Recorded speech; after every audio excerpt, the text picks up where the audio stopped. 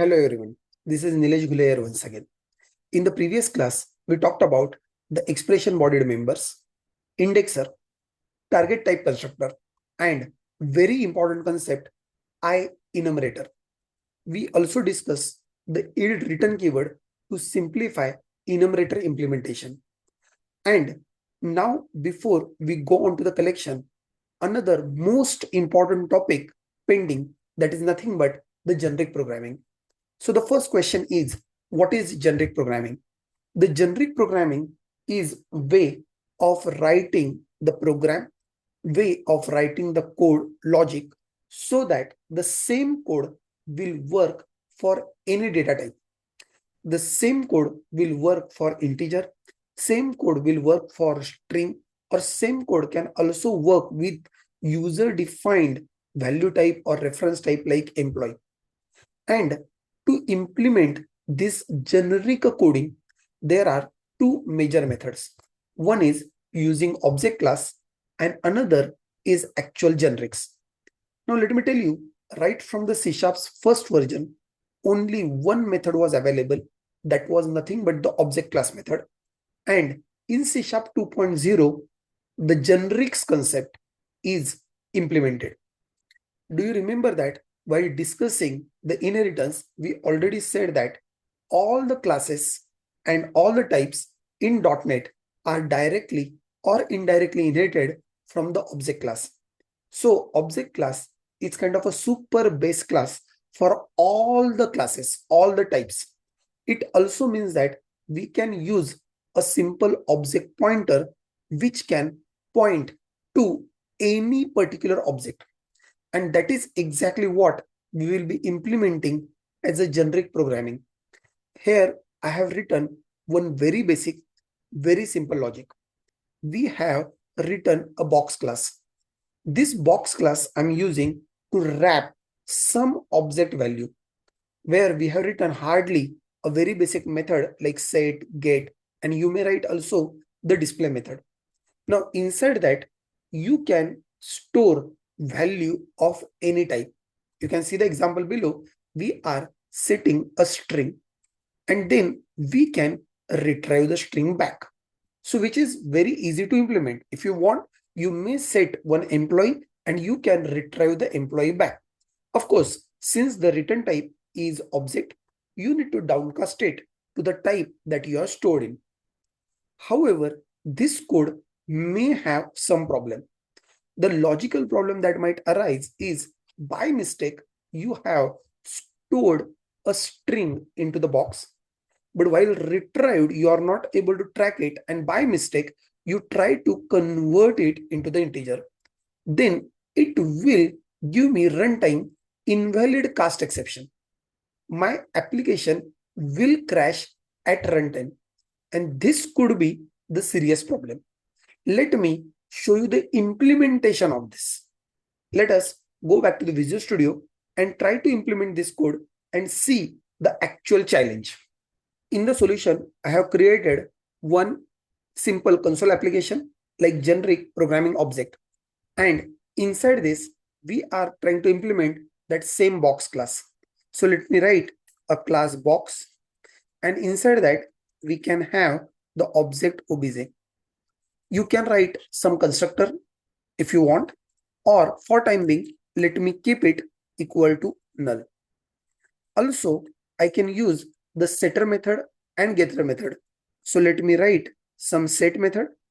This object obj can be set just by saying this dot obj is equal to obj. And then we can also write the getter method, which will simply return this dot obj. If you want, you can also add one display method. And in display method, I will just display the current object.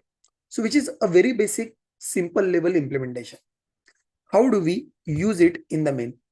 So in main, let's say I'm creating the object box b1 is equal to new box. Inside that, I can set a string. You can give any string inside that. And it is now very much common sense that if I have set up the string, it is my responsibility to get the string back. And For doing that, I will use obj.get, but its return type is object. So I need to typecast it back to the string. And after typecasting, I will be able to print that value. So let me print, let's say B1 is wrapping this str. Let us check that.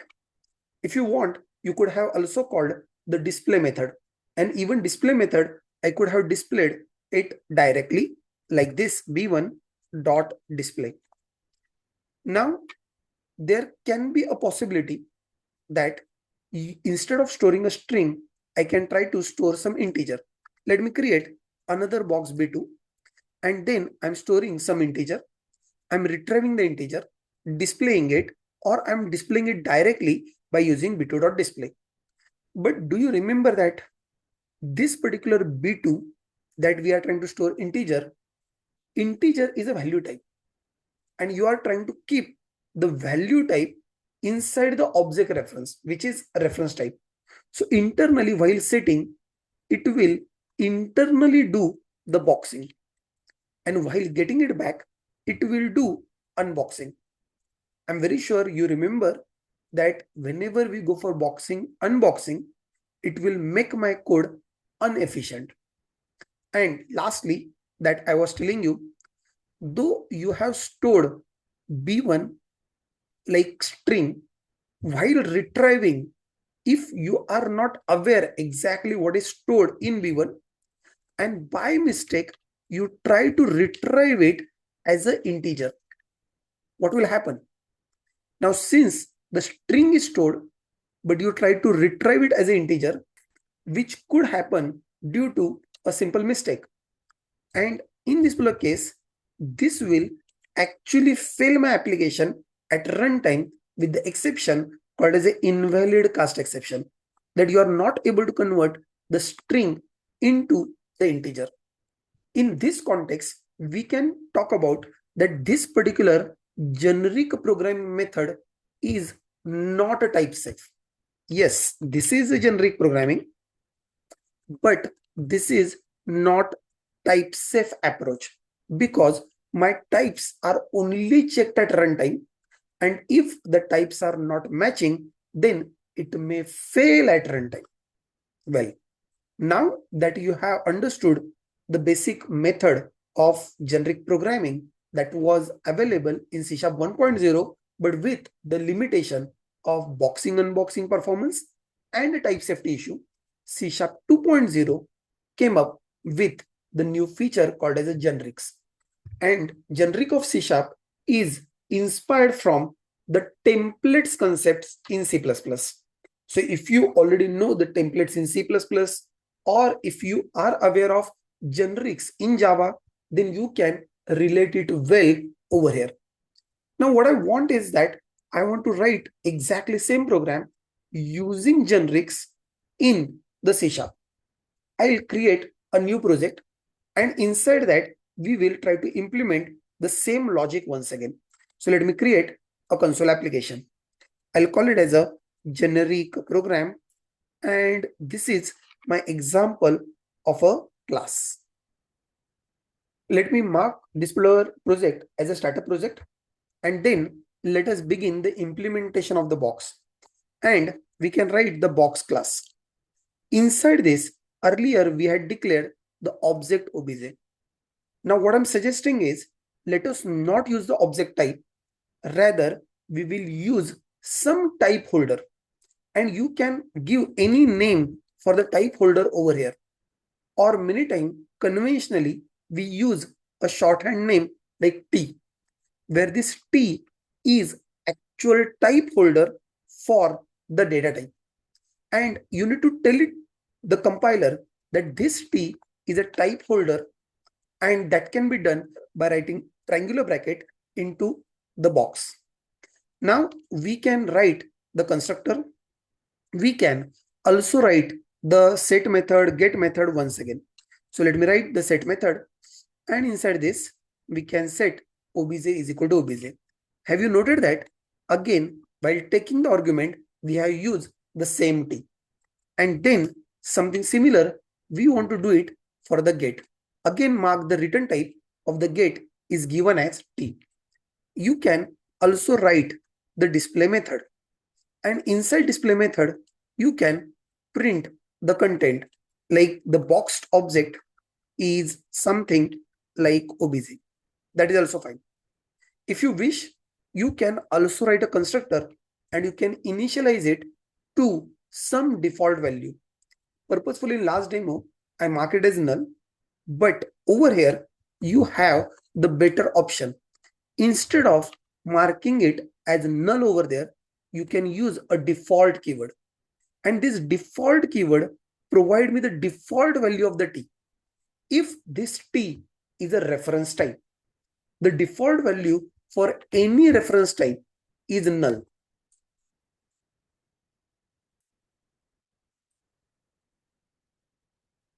And the default value of the value type will be either 0 if it is integer, or 0.0 if it is double, or false if it is a boolean. So the value will change depending on the actual value type. So this default keyword can be really helpful over here. Anyway, now we can go ahead and try to use it for storing the string or integer, something that we did earlier in the previous application. So let me have box of string b1 is equal to new box of string. Again, we can set a string. You can give any string. Over here, I have said hello. And while retrieving back, you can say b1.get. Please note seriously the return type. Have you noted that the return type of b1.get is going to be the string, not the object? So there is no typecasting required. You can directly declare str is equal to this, and then you can print the value. Let's say b1 has got the value str. You can try to run this and check what sort of output you are getting. Yes, that is going well. What if you want to use the integer? If you want to use integer, let us create the box of integer b2, and then you are setting some value, and again you are retrieving it back without any typecasting. Please note that the get's return type is integer. On the similar way, set's type is again integer.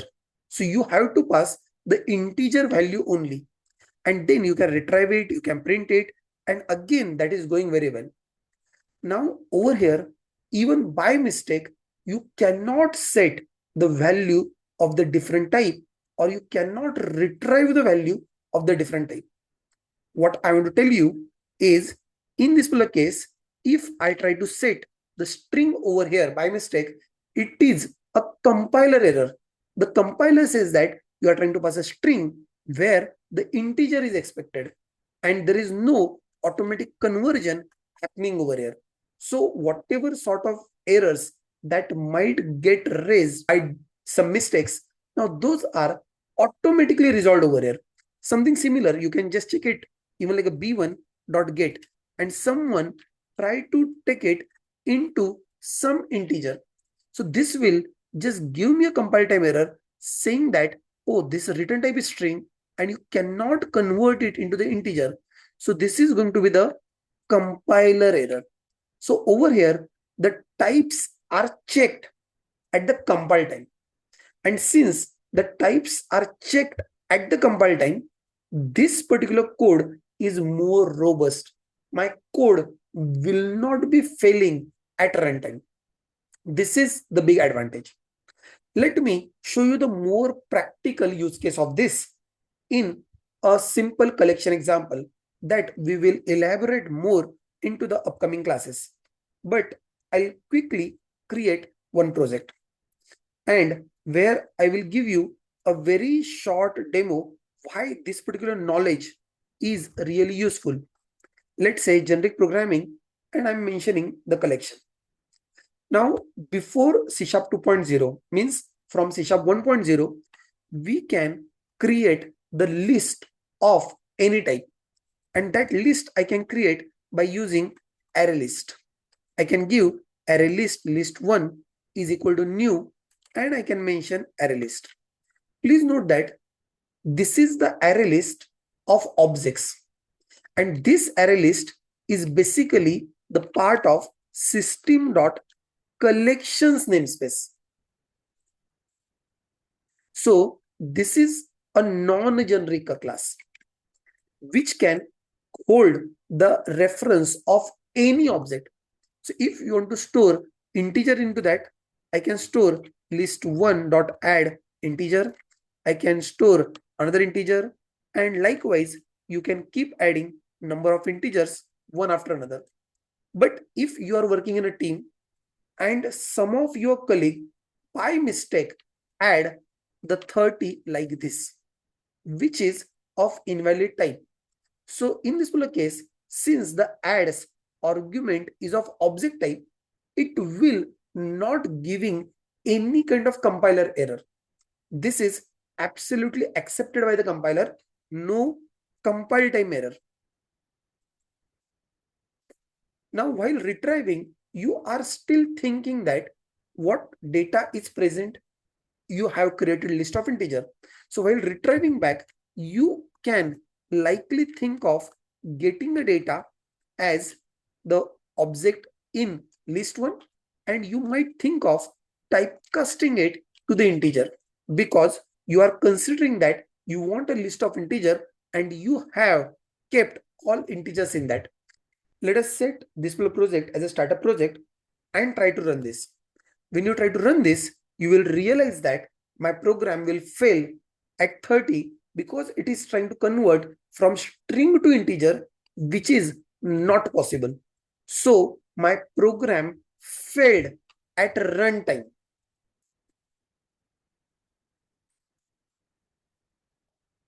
Now this problem was common in C# 1.0, 1.1, and that is the reason the generics were added from 2.0, where you want to create the list of a particular type, and even by mistake, you cannot add the wrong value in that. And for that, we have another namespace like system.collections.generic namespace. And inside that, instead of ArrayList, we have got a new class called as a list class.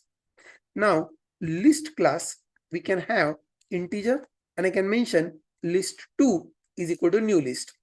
And inside this, we can add the 10, 20, 30, 40 once again, and we can try to get the result and we can try to print it. Let me comment the earlier error, and I'm adding one empty line, and then I'm running this flow code where you see that this is working very well.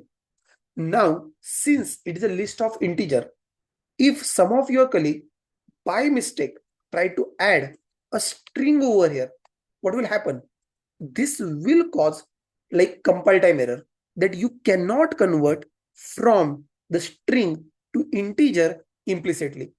So this particular code is providing me type safety at compile time, not like a runtime error checking, because runtime error checking will always be a performance problem, and if it fails at runtime, my code will be crashing at runtime with invalid cast exception. Now you have understood why exactly the generics are important.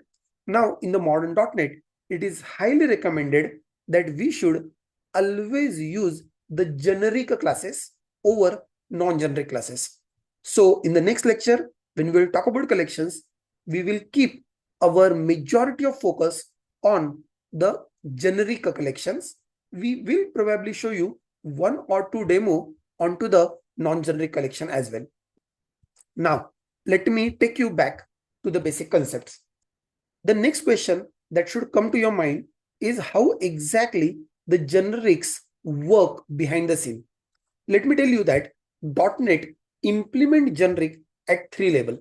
One at the CLR level, second one at the JIT level, and third one at the metadata level. How? Let me tell you. Whenever I'm writing the box of T class, that box of T class is compiled by the C# compiler, and it will generate the IL code. This IL code also contains generic parameter.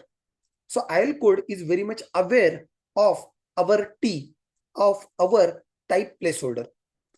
Now, when this particular code is then given to the JIT, at runtime, JIT will create the native code, specialized native code for that particular data type. Let me explain you more clearly. If I have used my box class with multiple reference types, like I have used it with string, I have used it with the employee, I have used it with some student class. If it is been used with multiple different reference types, then internally it will have a single common copy of the code. And that copy will be more or less like object type, like box of object. So wherever T is there, it will be treated like an object for all reference types. But moment I start using a box for integer, or if I'm using box for double, or I'm using it for any value type. Now you know that each value type has got different memory sizes, and that is the reason for each value type, it will internally create the separate box native code generation. So there will not be the single code base at the native level. For all reference type, there will be a common code base, and for all value types which are used in my code, for them a separate native code is generated for each box. And this will probably take some extra space, but this will also make it very, very efficient, because in this particular case, box of integer, we can directly store integer and we can retrieve the integer. Box of double, we can store the double and we can retrieve the double, and that too without boxing and unboxing. That will make my code much more efficient at runtime.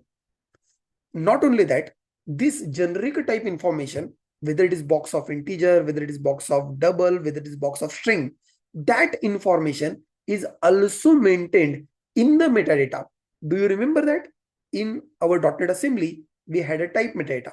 So inside a type metadata, the separate information is maintained for this generic parameter. This is how the generics are executed effectively and efficiently in .NET. If you are coming from the Java background, in Java, the generics are implemented at the compiler level. And then once the bytecode is generated, the generic type information is erased. That is called as a type eraser. So your JVM never understand the generics. This brings lot of limitations in Java's generics, including you cannot use primitive types over there.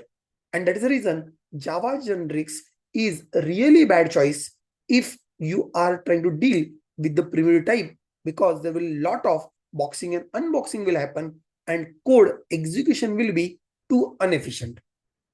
Now, I have already shown you the example of a generic class, but we can also have the generic interfaces, generic methods, or generic delegates. Let us go ahead and we will talk about these generic methods, interfaces, and delegates one by one. So how we can write a generic method? Let me consider one very simple example like swap. And when we go for a swap example, we have to just interchange the two values.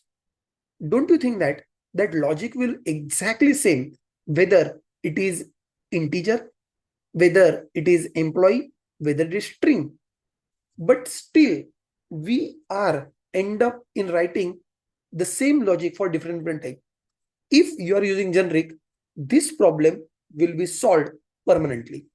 Let me first quickly show you the demo, and then I want to talk about few more things about the generic methods. So let me have the example like generic programming for methods.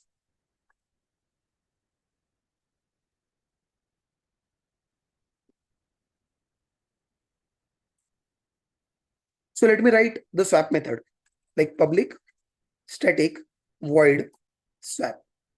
I want to do the swapping of two values pass.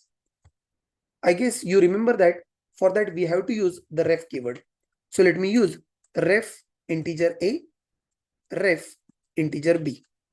And then the basic logic that we use is t is equal to a is equal to b, and then b is equal to t. Now, don't you think that instead of int, if I want to swap the double, all I need to do is wherever I use integer, I need to replace it with the double. So I end up in writing one more copy of the swap. But as I said that we can use a generic type placeholder t over here. And I can tell the compiler that this t is type placeholder, and for that we will write a t over here after the method name. That is a part of syntax. As I said, you may use some other letter other than t. You need to just mention that letter after the method name. Now, how we are going to call it?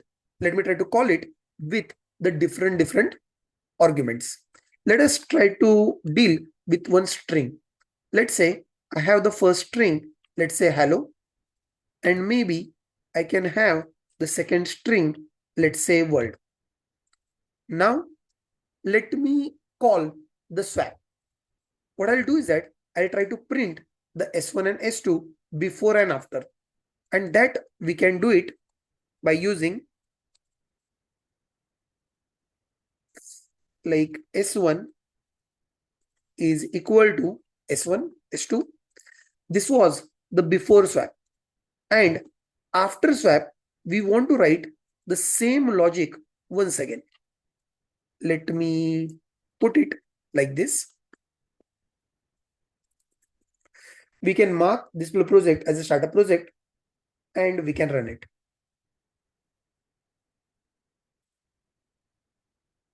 You've seen that earlier it was hello world, now it is world hello. But what if I want to use the same logic for integer? What exactly I need to do? Technically nothing. You have to just declare the integer and you have to call the swap method once again, where you can pass this I1 and I2. Since we are passing by reference, I have to use the ref keyword. And again, I want to print it before and after. So let me put it like a before swap and let me put it like a after swap. So let us give a try and check how exactly it goes. Let me run this and you see the output. Yes, before swap it was 1020 and after swap it is 2010. Have you also noted that I have not really told it that this t is to be replaced by what? But in this particular call, internally compiler will understand that the t has to be replaced by string. While in this example, it will understand that t has to be replaced by integer. We can write the same logic for the double also, and internally the JIT will create the separate copy for integer and separate copy for double at the native code level. And that is how the generic method will work. In this particular case, I have made this generic method as static. You can also make this method as non-static. And if the method is non-static, I have to first create the object of the class and then I want to call the method. But otherwise, you can write the generic method inside a generic class as well as inside non-generic class. You may write it as a static method. You may write it as a non-static method. It is absolutely valid. It is absolutely allowed. One more thing that you should have noticed about the methods. In the earlier box class, we had written the generic methods set and get. So the generic class can have the generic methods. But in that class, we also had written a display method, which was a non-generic method. So here you should remember these basic rules. Like generic class can have generic or non-generic methods, and generic methods may be written inside generic or non-generic class. And most importantly, as I shown you, when we are calling the function, at that time, looking at the argument type, the compiler will decide exactly T should be replaced with which type. The generic type parameter is inferred based on the argument type given in the function call. After discussing about generic classes, generic methods, and understanding how exactly generics work in .NET behind the scene, now it's time to talk about the generic interfaces. The generic interfaces are having the parameter type T, which should be given in the implementing classes. You might be recalling from the last lecture that we were talking about IEnumerable and IEnumerator. And inside IEnumerator, the current property was having object type. In fact, these IEnumerable and IEnumerators are from system.collections namespace. So in this collection namespace, the generic programming is done using the object class from C# 1.0. And in C# 2.0, with the generics, these interfaces were rewritten to have the generic type. Now we have system.collections.generics namespace, and we have IEnumerable of T and IEnumerator of T. You can try this IEnumerable and IEnumerator of T with our collections. But in this particular session, I will talk about other two very important interfaces that you will see often into the collections. One is IComparable and another is IComparer. Basically, IComparable is a standard for comparing this object, current object, with the other object of that class. And it returns the difference as integer. If this object is same as other object, there is no difference, so it returns 0. But if this object is greater than other object, then it will return the positive value. While this object is less than other object, then it should return negative value. We will see the example of it. But of course, we can have a single IComparable implementation inside the class. Then there is another interface given called as IComparer, which is standard for comparing two given objects. And this IComparer is implemented external to the class in most of the cases.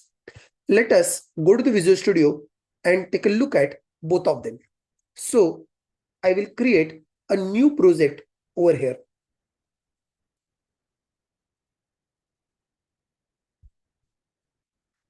This is generic programming of interfaces.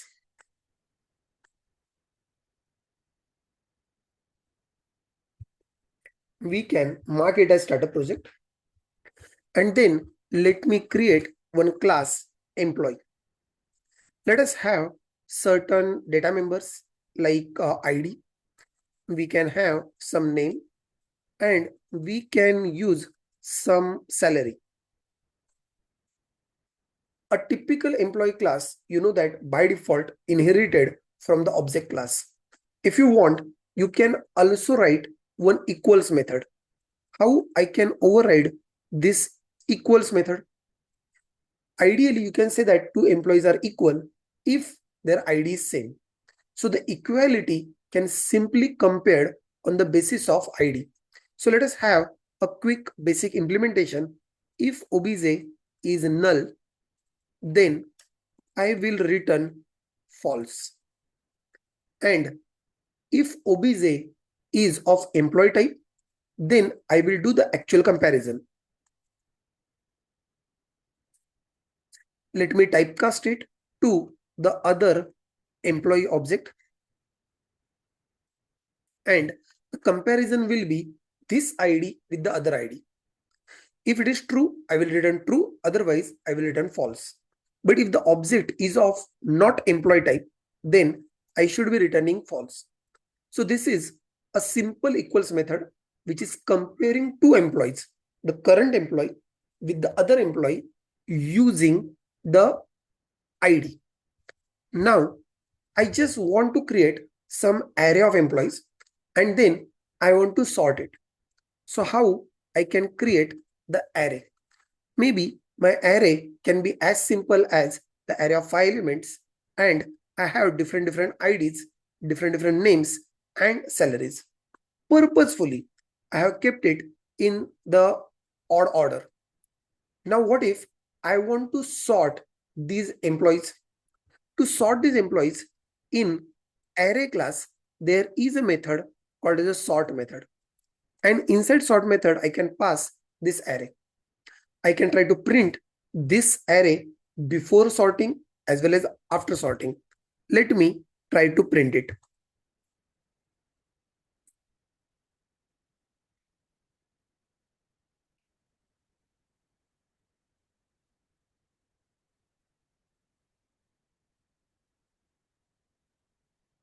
To print the employee like this, we can also override toString method.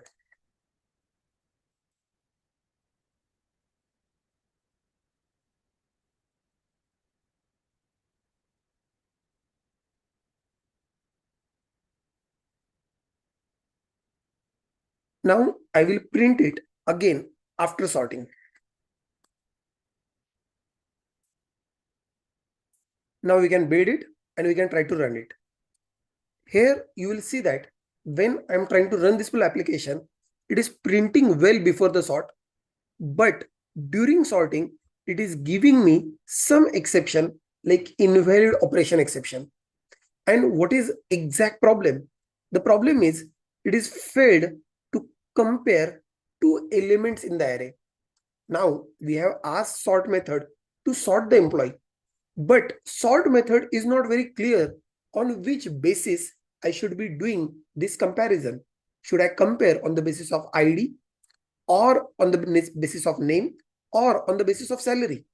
And that is the reason it is giving me runtime exception that I cannot compare. And if you really want that it should compare, then we have to follow a standard comparison logic. And just now I was telling you that the standard of comparing the current object with other object is nothing but IComparable. So you can see the exception like argument exception, at least one object must implement IComparable. If it is an array of employee you want to sort, then the employee must be IComparable. It means that I should go to this class and I should be using IComparable. But if you are using IComparable, you need to specify that it is to be compared with which type. It is but common sense that the employee has to be compared with another employee. I was showing you that this is IComparable of type T, and this T will be replaced to the compare to's argument type. Here, I want to compare my employee as T. So I should be giving IComparable of EMP. So whatever method that I'll be writing, that is nothing but compare to method. This compare to method will be taking employee as an argument. So integer compare to, and I will have another employee passed as argument. Now the next question, on which basis I should be comparing to employees? Of course, now it is your choice. You may write the logic which will do the comparison on the basis of salary, or you may compare on the basis of name, or you may also compare on the basis of ID. But the standard protocol is the comparable comparison should be ideally done on the same fields on which the equality is done. As we had implemented equality on ID, it is general convention, not compulsion, but a general convention to compare this employee with other employee based on the ID. And then we should calculate the difference. I guess difference of the ID can be calculated very easily just by saying this dot ID minus other dot ID. And then I can return that difference. If the ID is same in this and other object, by default, this subtraction will be 0 and it will return 0. If this ID is greater than other ID, the value will be positive and it will be written. And if this ID is smaller than other ID, the calculation will be negative and it will be returned over here. That is exactly the contract IComparable is expecting. Now that we have implemented it, let me try to run it once again.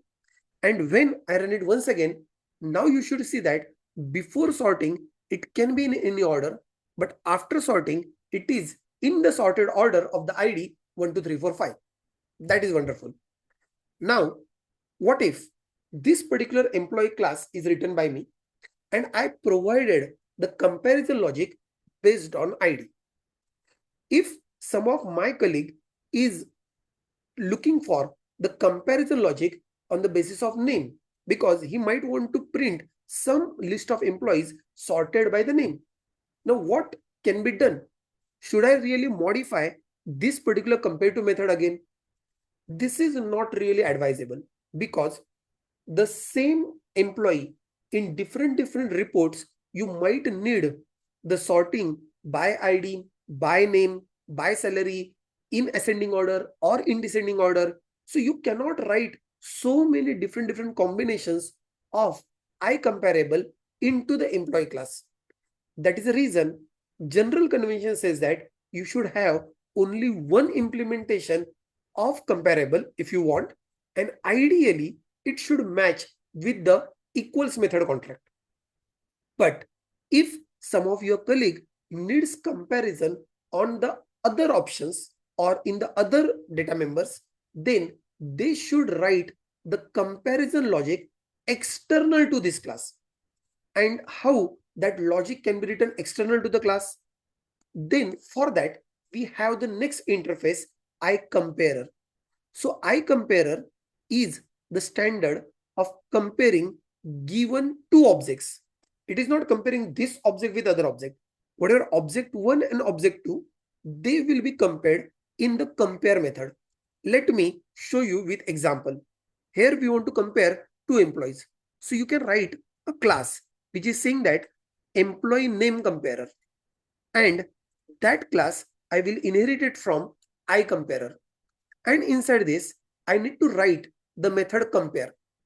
And this compare method is taking now both the arguments as TT. T is employee. That's why both arguments are of employee type. And now inside this, I should again write logic to calculate the difference. But I want to now compare on the basis of name.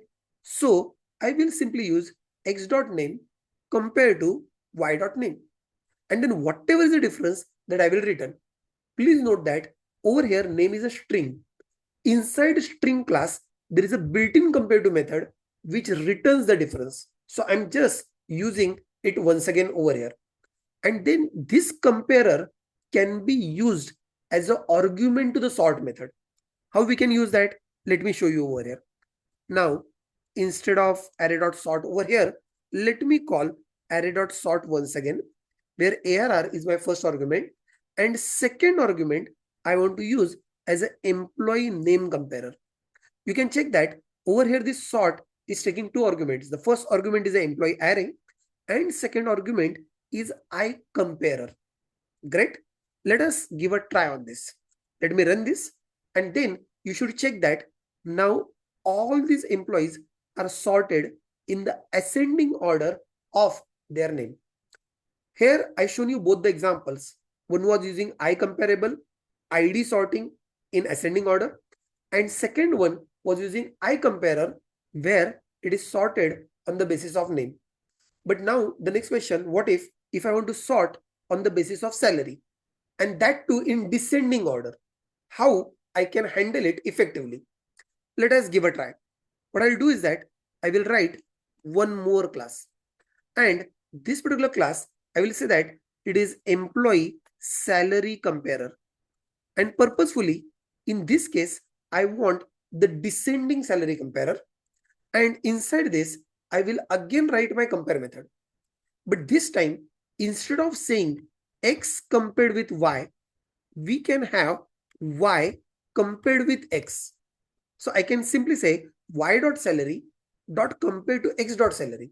So here we have taken the second argument first and the first argument as a second one. And then we found the difference and we are returning it. Again, in my double class or even integer class, we have the compare to method available, which I'm calling over here. This is one way of doing it. Another way of doing the same thing could be you can use X dot salary and Y dot salary, but while returning, you should be returning the difference as negative difference. Correct? This is alternate way that you can compare and sort in descending order.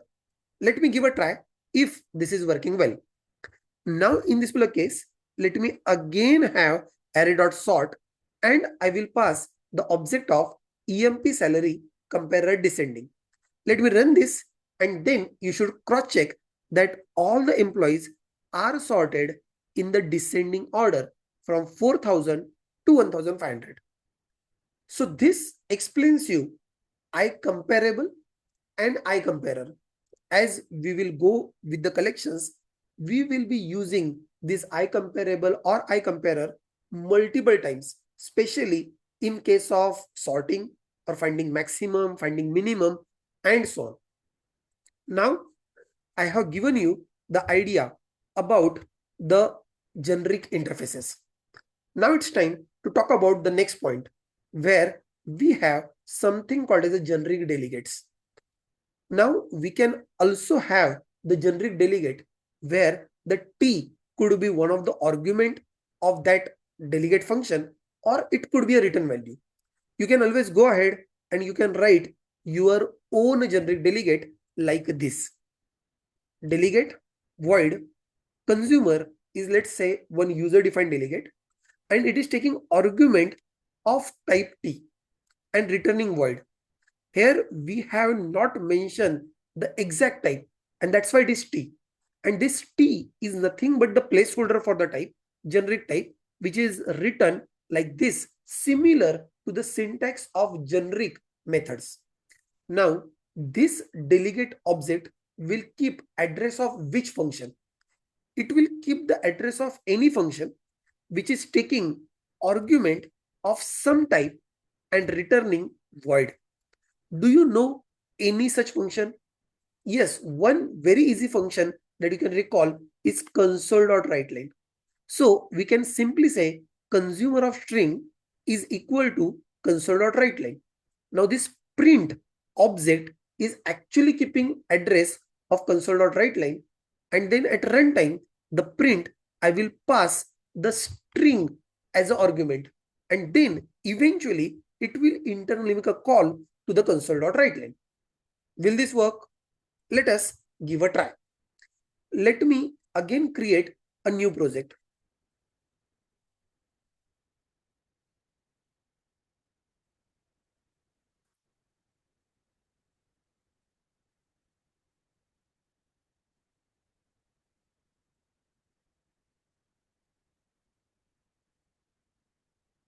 Now inside this,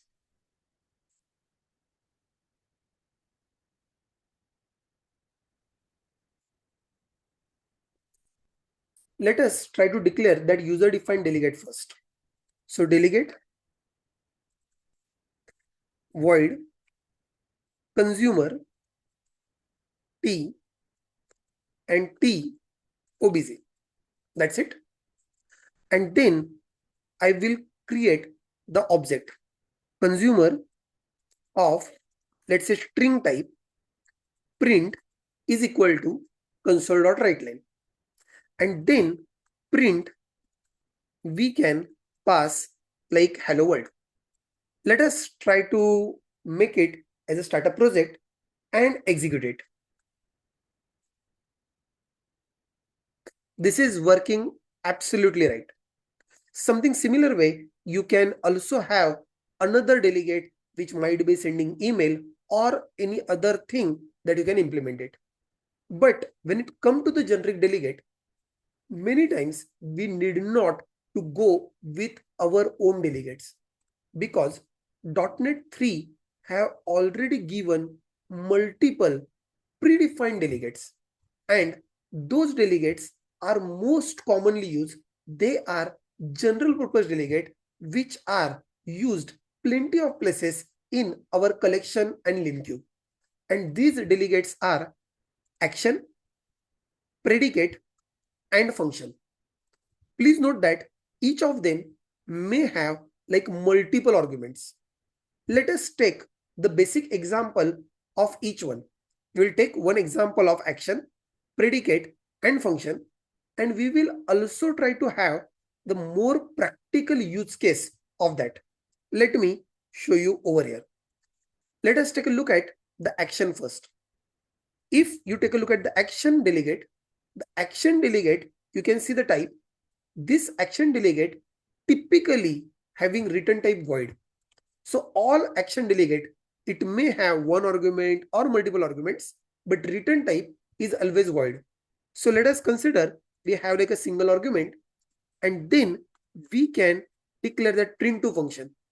Now this one is similar to the user defined consumer delegate that we have created above. So that is the reason I was saying it is not a good idea to go with user defined generic delegate, because most commonly the action or function or predicate delegate will be used for most of our cases. Let me call this print, and then again I can say, let's say by world. Let us try to run this and you check that yes, this is working in exactly same way. For your reference, let me write the action delegate declaration over here. Delegate return type is void for action. We have action as the name of the delegate. It is taking one argument of type T. We also have the variation of the action which is taking multiple arguments like T1, T2 or T1, T2, T3. So you can also have the multiple arguments if you want. Now, let us talk about the next one. The next one is predicate. And this predicate is delegate. Return type of the predicate is always Boolean. So bool is the return type, and then we have predicate, and it is taking one argument. Let us give a try how we can use predicate over here. For predicate, I need to have certain method. Let us take an example that a method which is finding whether the number is even or odd. I can write the method as an expression bodied syntax, or I can write a full method, even, and then I can return the condition x mod by 2 equal to 0. Now we can keep the address of this into a predicate object. So let me write a predicate is even, which is keeping the address of this is even function. And then we can call this is even with some argument, and it will return me whether it is true, whether it is false, which I can print it using console.writeLine. Let me run this and cross check. Yes, 10 is an even number. However, you need not to always write a separate method for this. This can be very well done using the lambda expression. I hope you remember the syntax of lambda expression that we learned earlier. So let me write another predicate of int, and then I can have like a is odd. At this time, I'll prefer to write the lambda expression, and lambda expression is like as simple as x mod by 2 not equal to 0. And we can test that once again. Instead of is even, we will have is odd check, and we can confirm whether 10 is an odd number or not. So you'll find that in this particular case, 10 is even number. So is even returns true, while is odd should return false. Let me check. Yes, it is working correctly. Now, let us also look at another delegate. Another delegate, that is function delegate. So we have delegate, return type is some return type, and we have function, and it can have n number of arguments. Let us take it the simple one, with the single argument of type T obj. In this particular case, you should remember that this function is actually taking two generic type argument. The T over here is about the argument type, while the last generic parameter R is about the return type. I can have a function with multiple argument T1, T2, T3, but return type is always going to be R. So if you want to go for any function which is returning non-void, then I should be using the function. In fact, you can consider if I have R as bool. If R is bool, then this function will be similar to the predicate. In fact, that is the reason the predicate nowadays is a legacy delegate. Ideally, we do not use the predicate anymore, but we use the function with the return type bool. Anyway, here we can have a quick simple example of this, where we can convert, let's say, one string to integer. Can we write any function which will convert a string to integer? Let us have this. Let's say function taking string and returning integer. Now, I want to probably convert a string to integer. So let's say name I'm giving is convert to int. And do you know that there is one such ready-made function available that is nothing but int.parse. So I can simply use int.parse, which is taking the first argument of string type and returning the integer. Let us give a try if it is going to work. Let's say convert to int. You can pass, let's say 1, 2, 3, 4, and it will convert it into the result 1, 2, 3, 4 as an integer. We can print it. Let's say converted integer is, let's say res.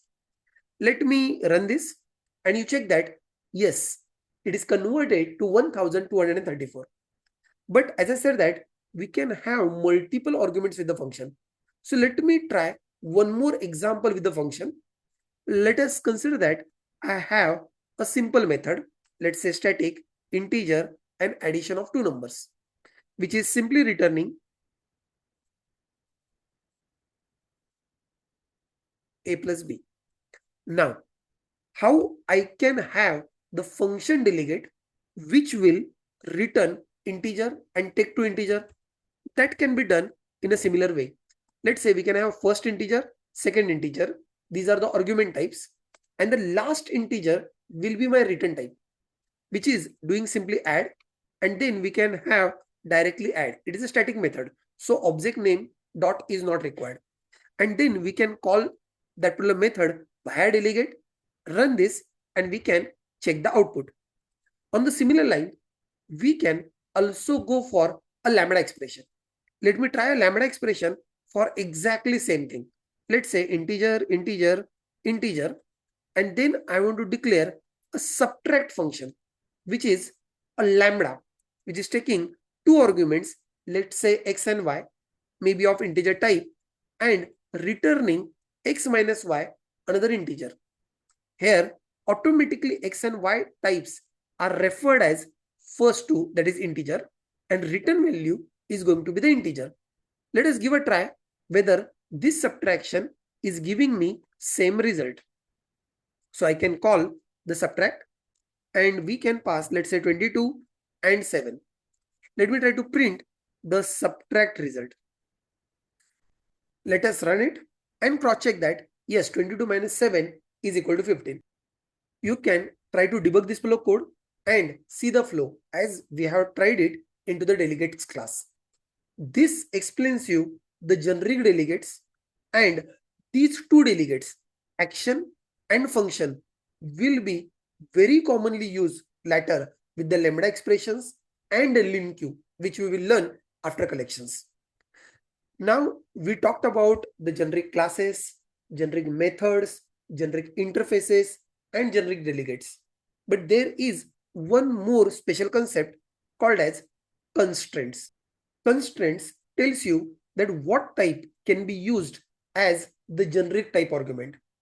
If I'm not writing any constraint, then T can take any type. It could be a value type, it could be a reference type, it could be the predefined type, it could be the user defined type. It was your choice. But then certain restrictions can be applied in order to make it more usable into specific use cases. So let us go for one example of constraints, and I will put it into a new project.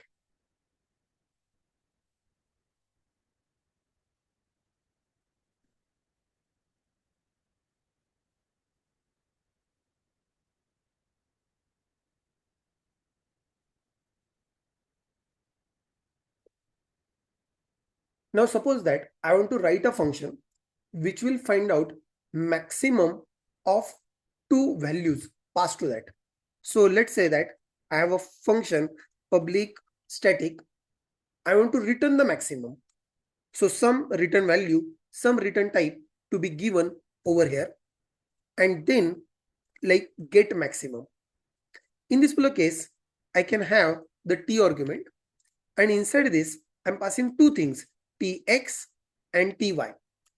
But now the question is, if t is of any type, how I can do the comparison?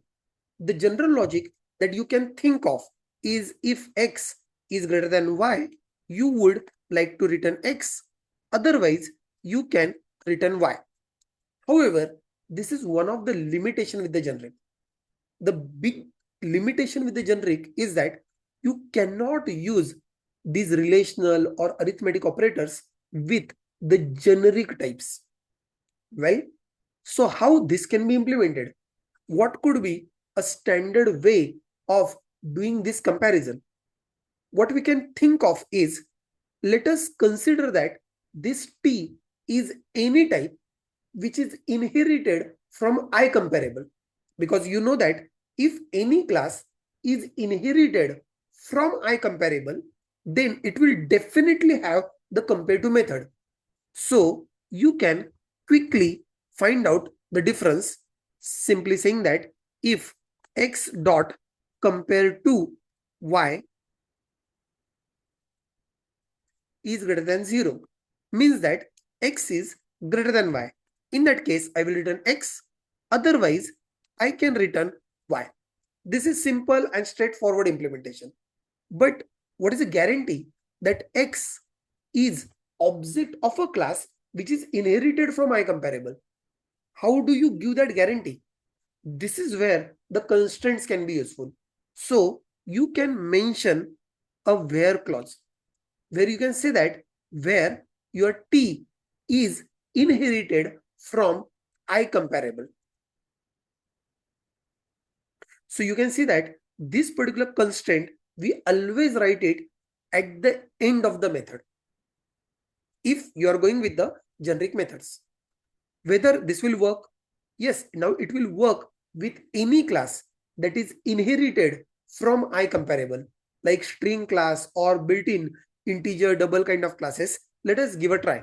Let's say I'm using getMax and purposefully I'm passing two strings. Let's say my first string is, let's say, A, and my second string is, let's say, B. You know that out of these two, B is a greater string. And then this maximum string that I want to collect. Let me just print it and check if it is working. So my maximum string is RET1. Let me run this and check if it is working well. Let me mark this as a startup project and run this. Let us check that. Here you find that maximum string is B. But in this particular case, string is inherited from IComparable and it is guaranteed. If you are writing some class which is not inherited from IComparable and you try to use it over here, will it work? Answer is no. You can take a look. Let's say getMax, and I'm passing the object, let's say new my class. And maybe I'm passing another object, let's say again my class. But in this particular case, this will give me kind of error. Please read the error, which is saying that this my class cannot be used as a type parameter t in generic type because it is not inherited from IComparable. So this is a kind of a restriction put in over here. Okay, that is great. So this is a compiler error due to constraint.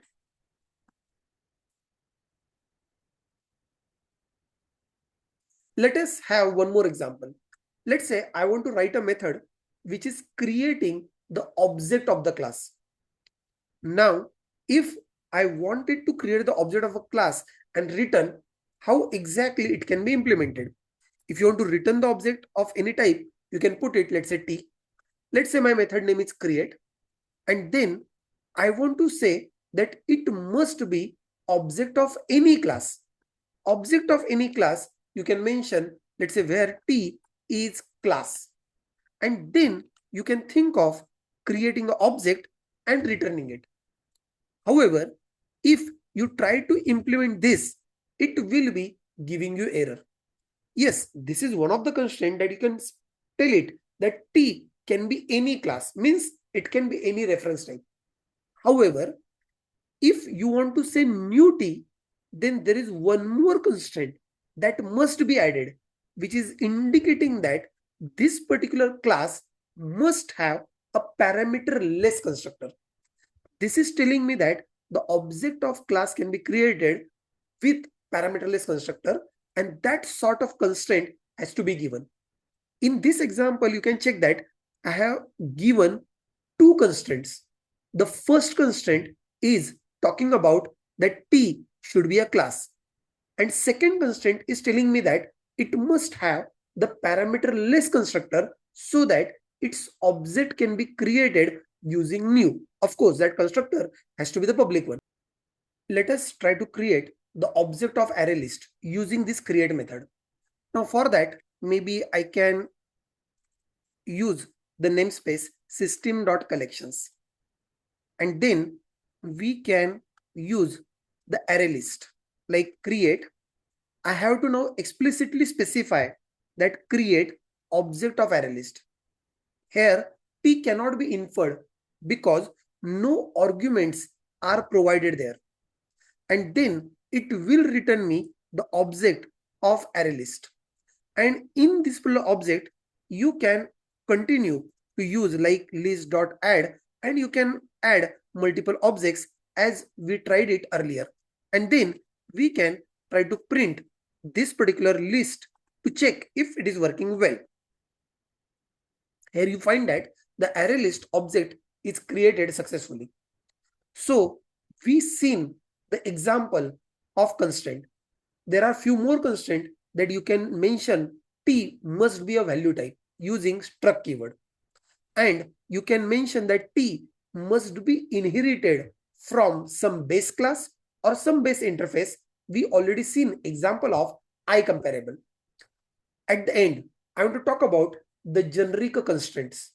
The generic constraints is, first, I already told you that you cannot use arithmetic or relational operators with the generic type arguments. That is the reason we went with IComparable. Now, second thing, if your class, generic class, contains a static field, then there will be separate copy for each given type. Let me give you some idea about this. Suppose that I'm writing a class, let's say my, and it is a generic class. And inside the generic class, there is static integer count.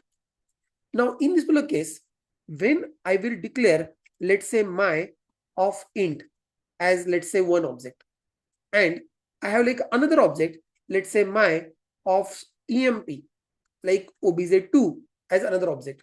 Here you will find that internally this CNT will have two different copies. One copy for my of int and another copy is there for my of emp. And then you might be worried why exactly it is working like this. For that, you need to go back and recall that at the JIT level, they are treated as the different classes. Another limitation that you can see is you can definitely get the metadata with the generic type. However, this metadata is limited. You cannot use the type of keyword with the generic type T. This is not permitted. And then the other limitation is you cannot have the base class as just T. So you cannot say class my class colon T. This is not allowed. So in this particular class, we talked about the generic programming using object, but it was inefficient and also not type safe. Then we talked about the generic programming using generics. We discussed the generic class and we talked about the generic methods. Then I shown you about generic interfaces. We talked about the generic delegates and we talked about the generic constraints. At the end, we also talked about some limitations about the generics. Let me tell you, as we start dealing with the collections, we will be using generics always. So I strongly recommend before going on to our next collections class, you should have some strong practice of generics. Thank you for attending so patiently. See you in the next class. Bye-bye.